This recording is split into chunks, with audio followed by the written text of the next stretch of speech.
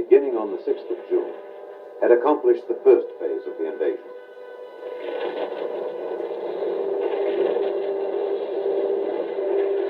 The second phase called for the Allies to expand their foothold. They needed space to maneuver, room to handle the large amounts of men and materiel streaming over from England.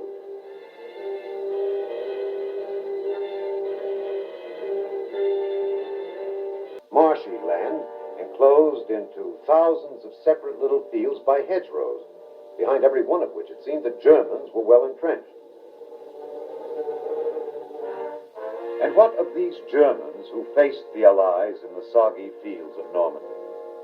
They were disheartened, certainly, by the success of the Allied landings.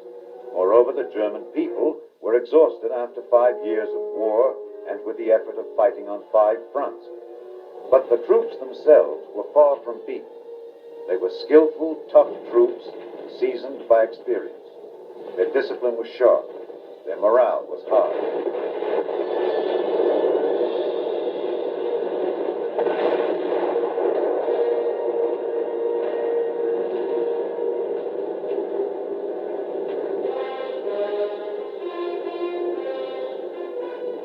The Germans had a new weapon, the deadly B-1, a small pilotless jet aircraft which had begun to fall on England in the middle of June. A supersonic B-2, even more devastating than the B-1, was almost ready for operational use. These weapons gave the Germans hope of redressing their discouraging situation. Adolf Hitler was himself directing the war. Believing that eventually the Germans would be able to launch a large-scale offensive which would drive the Allies from the continent, he planned in the meantime to pin them down in Normandy and prevent them from using their mobile power. Although some of his commanders now recommended limited withdrawals to make their defensive positions stronger, Hitler refused. To withdraw for any reason at this time seemed to him to admit defeat. So, as American forces prepared to strike across the hedge-rowed lowland, where the Germans had erected strong defenses, Hitler announced that those defenses were to be held.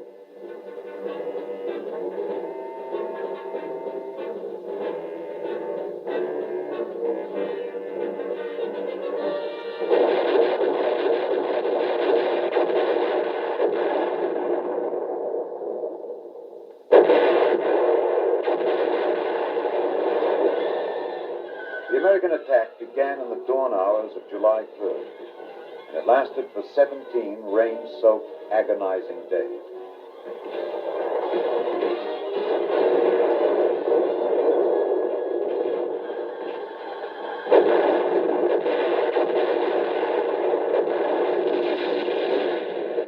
The soggy, hedge-rowed terrain immobilized the mechanized power of the ground forces.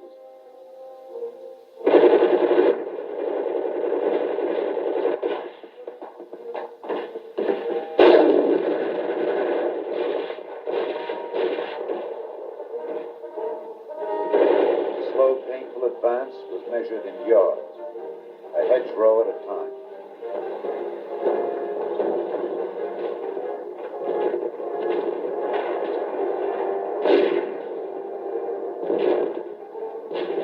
Like the steady rain which fell over the entire operation, a sense of despair and frustration touched all those who participated.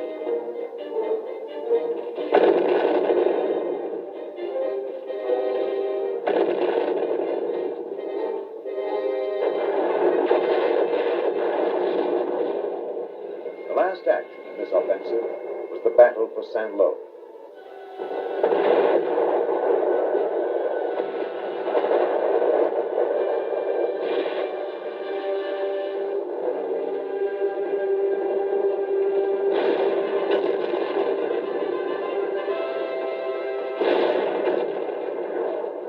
The Allies wanted Saint-Lô for a number of reasons.